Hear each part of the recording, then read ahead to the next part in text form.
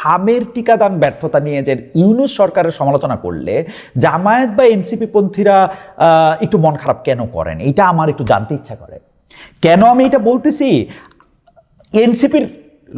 NCP পন্থীদের আসলে প্রথমে বলি যে ইউনূস সরকারের কাজের দায় কিন্তু আপনারা নিয়েন না, এবং জামাতের জন্য এটা আমরা বলি, ইউনূস সরকারের কাজের দায় আপনারা নিয়েন না। কিন্তু জানি না কেন আপনারা এটার মধ্যে এটা নিবেন, মানে কেন ইউনূস সরকারের ব্যর্থতার কথা বললে এটা আপনাদের কাছে লাগে। মানে ইউনূস সরকার কি আপনাদের সরকার ছিল?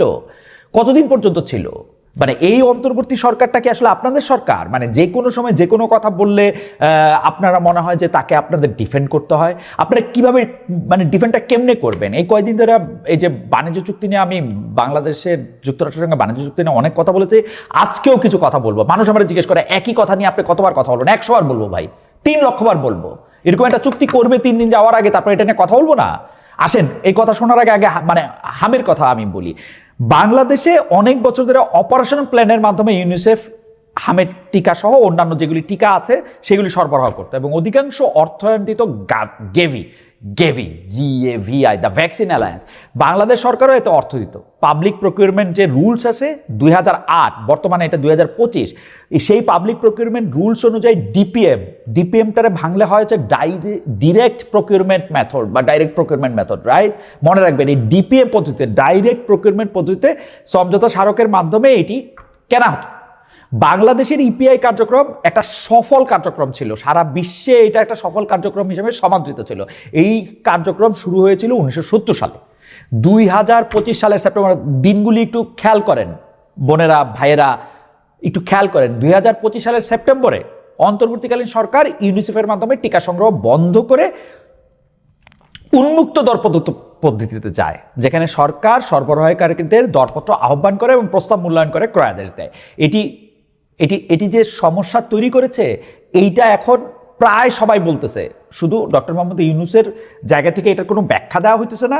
উনার স্বাস্থ্যমন্ত্রী আগেও কোনো কথা বলেন নাই, স্বাস্থ্য উপদেষ্টা আর কি, সেই পরম শ্রদ্ধেয় নূরজাহান বেগম আগেও কোনো কথা বলেন না, এখনও কোনো কথা বলতেছেন না। মানে সেই সমস্যাগুলি এরকম যে ইপিআইয়ের জনবল, স্বাস্থ্য অধিদপ্তর এবং স্বাস্থ্য মন্ত্রণালয় তখন কি ব্যবস্থা নিয়েছিল সেটা আমরা আসলে জানি না। আসেন সেটা মানে আমাদের সামনে প্রকাশিত হোক, আমরা সেটা খতিয়ে দেখি যে এটার মধ্যে কি ছিল। বিভিন্ন অংশীজনের সাথে কথা বলে যেটা আমরা জানতে পারতেছি সেইটা হচ্ছে শুধু ইউনিসেফ নয়, ব্যক্তি পর্যায়েও অনেকে এই বিষয়ে স্বাস্থ্য সচিব, স্বাস্থ্য উপদেষ্টাকে সাবধান করেছিলেন, কথা বলেছিলেন, কিন্তু কথা বলা সত্ত্বেও কোনো ব্যবস্থা নেওয়া হয় নাই। টিকার বাফার স্টক রাখা হয়েছিল কিনা সেটিও স্পষ্ট নয়। মাঠ পর্যায়ে শক্তিশালী মনিটরিং এবং মাল্টি স্টেকহোল্ডার্স যে পার্টিসিপেশন আমরা যেটাকে বলি, এবং ক্যাম্পেইন, যেটা আসলে ইপিআই কার্যক্রমের সফলতার মূল শক্তি ছিল, কিন্তু গত 18 মাসে এই তিনটার, মানে মাঠ পর্যায়ে শক্তিশালী মনিটরিং, মাল্টি স্টেকহোল্ডার্স পার্টিসিপেশন এবং ক্যাম্পেইন, এই তিনটার কোনোটাই গত 18 মাসে দেখা যায়নি। এতে ধারণা করা যায় যে টিকার স্টক থাকলেও প্রচারণার অভাবে সেটি বাস্তবায়ন করা যায়নি। আপনারা খেয়াল করেন ব্যাপারটা, যারা নিজস্ব উদ্যোগে টিকা নিয়েছে তারাই একমাত্র টিকা গ্রহণ করতে পেরেছে। ভাই, কারা এরা যারা নিজস্ব উদ্যোগে টিকা নেয়? যারা হাঁচি দিতে সিঙ্গাপুর যায়, কাশি দিতে গয়া, কাশি এইসব দেশে চলে যায়, বা আরও দূর যায়, সৌদি আরব যায়, মালয়েশিয়া যায়, ইউরোপে যায়, আমেরিকা আসে, তারা নিশ্চয়ই, নাকি আরো ওরা কারা? এর মধ্যে আরো একটা ব্যাপার আছে যে অসুস্থ, মানে ওই সময় অবস্থাটা এরকম ছিল, মানে যারা অসন্তুষ্ট স্বাস্থ্যকর্মী এবং মাঝে মাঝে যে ধর্মঘট, সেই পরিস্থিতিটাকে আরো জটিল করে তুলতেছিল। এইটাও ঠিক, মানে অ্যাসিস্ট্যান্ট হেলথ ইন্সপেক্টরদের যে আন্দোলন এবং যে দলীয়করণের কারণে তারাও মাঠে ঠিক মতো কাজ করে নাই। এইবার আসেন আবার দরপত্রের জায়গায় আপনাদের একটু চিনে নিয়ে আসি। এই উন্মুক্ত দরপত্র পদ্ধতি একটি সময় সাপেক্ষ ব্যাপার। এইটাতে যাওয়ার আগে একটা এক্সিট প্ল্যান দরকার ছিল, যে এই এক্সিট প্ল্যান ছিল না। টিকা ভারত, চায়না, ব্রাজিল থেকে আনা হইতো। এখন কি করছে? উন্মুক্ত দরপত্র পদ্ধতিতে, মানে উন্মুক্ত দরপত্র পদ্ধতি হইলে এইটার কোয়ালিটি কম্প্রোমাইজের আশঙ্কাও কিন্তু অনেকাংশে থাকে, সেই কথাও কিন্তু অনেকে এইটার মধ্যে বলছে। হামের প্রকোপে এই যে কতজন শিশু মারা গেছে আমি সংখ্যা জানি না, এটা এটা এটা এটা মানে এটা ধরেন হামের প্রকোপে যে শিশু মৃত্যুর ঘটনা, সেটা তো ঠিক।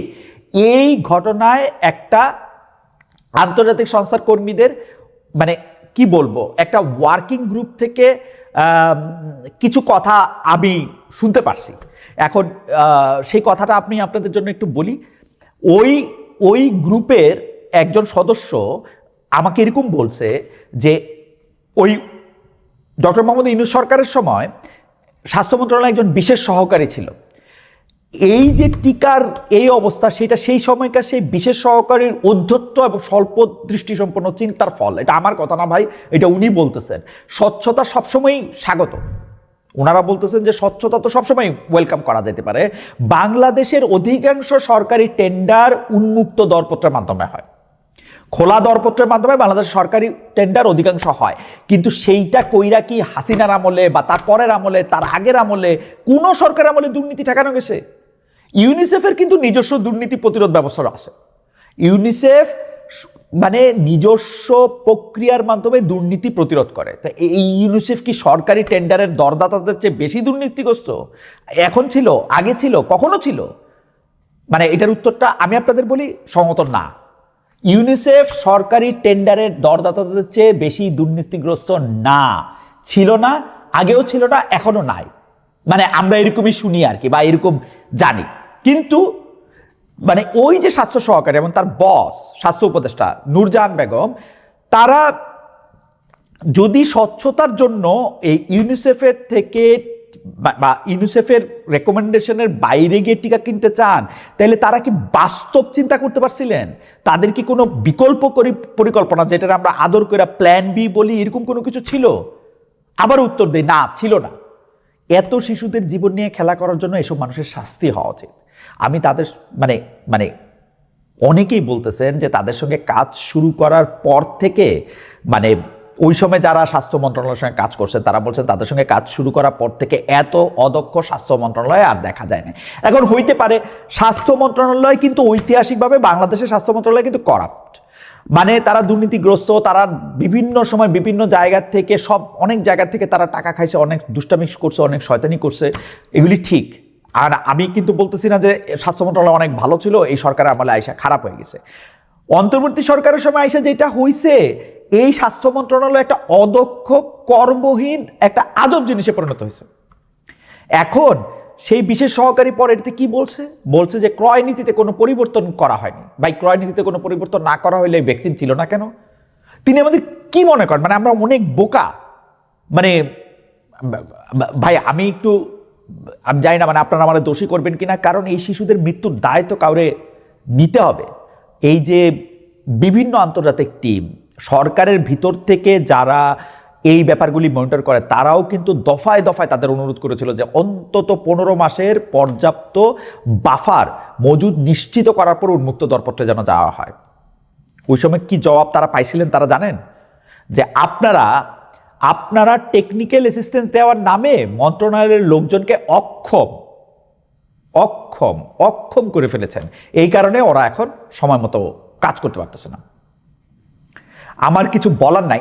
এই ডক্টর মোহাম্মদ ইউনূসের এই স্বাস্থ্য মন্ত্রণালয়ের এই জায়গাটাকে যদি আমরা মানে সমালোচনাও না করতে পারি, তাদের জবাবদিহিটাও আমরা না আনতে পারি, তাদেরকে কোনো কিছু বললে এটা যদি জামায়াত বা এনসিপির লোকেরা যদি এই জিনিসটাকে নিজেদের ঘাড়ে নিয়ে আসে এবং তারা এটাকে ব্যাখ্যা দিতে চেষ্টা করে, এইটা আমার কাছে আনফরচুনেট লাগে। ভাই, ইউনূস সাহেবের কাজের দায় আপনারা কেন নেবেন?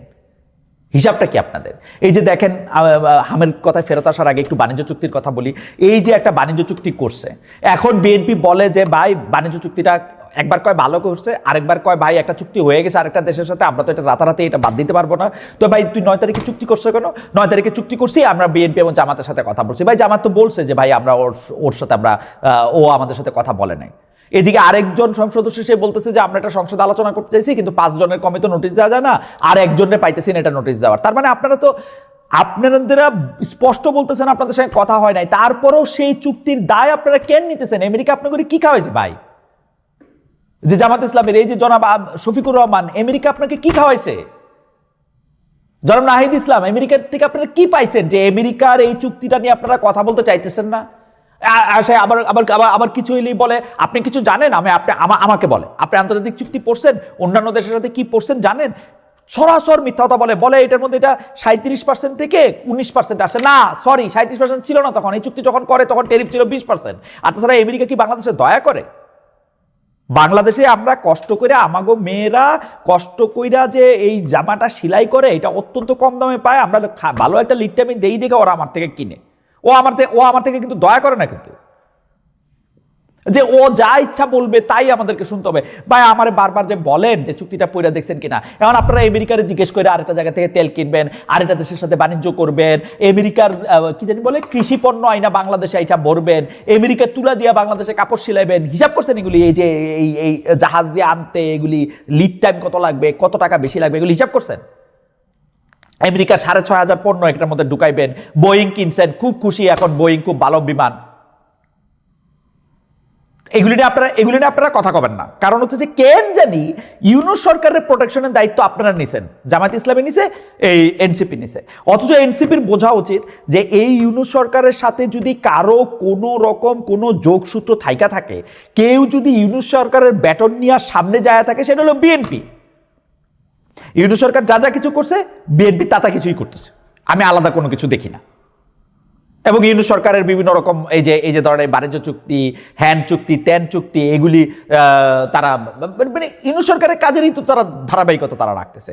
তাগো ইউনূস সরকারের অ্যাটর্নি জেনারেল এখানে এসে আইনমন্ত্রী হয়েছে, ইউনূস সরকারের প্রেসিডেন্ট এখানে প্রেসিডেন্ট আছে, ইউনূস সরকারের নিরাপত্তা উপদেষ্টা এদের এসে পররাষ্ট্রমন্ত্রী হয়েছে, মানে ইউনূস সরকারের বিডার চেয়ারম্যান এখানে এসে বিডার চেয়ারম্যান, ইউনূস সরকারের অধিকাংশ সচিব টচিব এখানে এসে। এটা আমি এই কথা বারবার করতেছি আপনাদেরকে একটু একটু একটু বাতাস দেওয়ার জন্য, একটু ব্যাপারটা বোঝার জন্য। কি ভাই আশ্চর্য!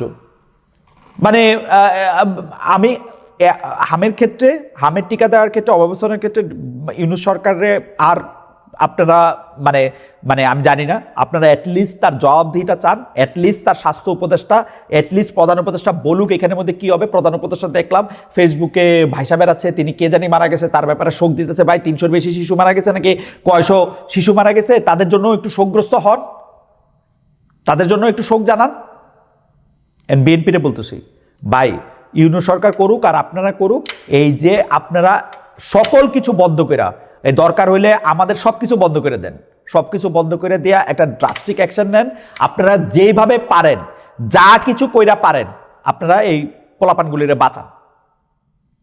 এই যে কবে যে এটা ইউনূস সরকার করছে, বা আরো মজা করে বলবেন আওয়ামী লীগ সরকারের সময় এই ব্যর্থতা হয়েছে, এখন আপনারা বাঁচান, দেখি কি করতে পারেন। আপনারা তো সরকার, রাইট? আপনারা তো মানে এইরকম ক্রাইসিস হইলে আপনার ক্রাইসিসটা আপনারা ম্যানেজ করবেন, নাকি আপনারা মরতে দিবেন? হ্যাঁ 300 মরছে, আরো 3,000 মরুক। আপনারা কি সমন্বিত উদ্যোগ নিছেন আমার এটা বলেন তো? হাসপাতাল থেকে হাসপাতালে পোলাপান ঘুরতেছে, একটা স্পেশাল একটা কোনো একটা কিছু করছেন যে হ্যাঁ ঠিক আছে, এই রকম প্রত্যেকটা জেলায় জেলায় আমরা এরকম একটা জায়গা নিছি যেখানে আসলে এই সংক্রামক বা এরকম একটা রোগে আক্রান্ত শিশুদের আমরা চিকিৎসা দিতে পারি? সত্যি সত্যি করছেন আপনারা? বলেন তো। এখন আপনারা বলবেন যখন হামে শিশু মৃত্যু শুরু হয়েছে তখন আপনাদের সরকার টিকাদান কর্মসূচি জোরদার করছেন, ভালো করছেন, জোরদার করছেন, টিকা সংগ্রহে নজর দিয়েছেন, খুব ভালো করছেন। কিন্তু যারা এখন আক্রান্ত হয়েছে, এই জনাব এই স্বাস্থ্য ও পরিবার কল্যাণমন্ত্রী সর্দার মোহাম্মদ সাখাওয়াত হোসেন, আপনার একটা ডাক নাম আছে বকুল, সেই সর্দার মোহাম্মদ সাখাওয়াত হোসেন বকুল ভাই, আপনি একটা ব্যবস্থা নেন যে মানে চিকিৎসার অভাবে কেউ বাংলাদেশের কোনো জায়গায় কোনো শিশু এই হাম আক্রান্ত হয়ে যেন আর না মারা যায়। টিকার কথা আপনারা পরে দোষ দিয়ে, ইউনূস সরকারের সব দোষ হচ্ছে আগের আওয়ামী লীগ সরকারের। মানে আপনারা এই ক্রাইসিসটা ম্যানেজ করেন ভাই। আর বাকি যেগুলি হচ্ছে আপনাদের কার্ডে ছিল, এই যে খাল খনন, বিভিন্ন সেবা কার্ড বিতরণ, সেগুলি ঠিকই আছে, আপনাদের নির্বাচন ইশতেহার আপনারা বাস্তবায়ন করবেন, সেইটার ব্যাপারে আমাদের কোনো আপত্তি নাই। কিন্তু আমার কাছে মনে হয় প্রায়োরিটি ঠিক করেন ভাই। প্রায়োরিটি হইল হামে আক্রান্ত আর কোনো শিশুরে মরতে দেওয়া যাবে না ভাই।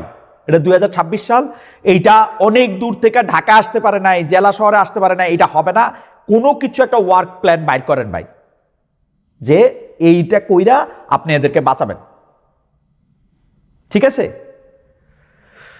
আমার আর আর ডক্টর মোহাম্মদ ইউনূস আপনার সঙ্গে আমার কিন্তু এই যে মানুষ মনে করে আপনার লগে আমার একটা মানে আপনি যত বড় আপনি যদি মনে করেন একটা গাছ হন আমি সেই গাছের মানে আমি আমি আমি সেই গাছের আগাছাও না গাছের নিচে ঘাসও না আপনার লগে আমার কোনো তুলনা হইতে পারে না আপনি বহুত বড় ভাই বাংলাদেশের মানে আপনি নোবেল প্রাইজ পায় একটা কথা কইছিলেন যে আজকে বাংলাদেশের মানুষ আর মানে অনেক বড় একটা অর্জন করলো সেটা স্বাধীনতার পরে হয়তো সবচেয়ে বড় অর্জন আমরাও এটা বিশ্বাস করি ভাই আপনি স্যার এটা এটা এটা অনেক বড় অর্জন কিন্তু আপনি যে যে জিনিসগুলির ব্যাপারে আপনার বিরুদ্ধে আমরা অভিযোগ করতে বাধ্য হইতেছি আপনি সেগুলি পরিষ্কার করে দিয়ে যান আমরা তো জানি আপনি একজন নির্লোভ মানুষ আপনার নিজের নামে কোনো কিছু নাই আপনি নিজে কোনো কিছু করেন না এগুলো আপনি এগুলো এসে এখন আপনি আমাদেরকে বলে দিয়ে যান আপনার স্বাস্থ্য উপদেষ্টারে বলেন এই টিকা নিয়ে কি হয়েছে সেইটা আমাদের কাছে একটু বলুক যাতে আমরা এটা অভিজ্ঞতাটা অন্তত নিতে পারি উনি হয়তো ঠিক কাজটাই করছেন যা করছেন উনি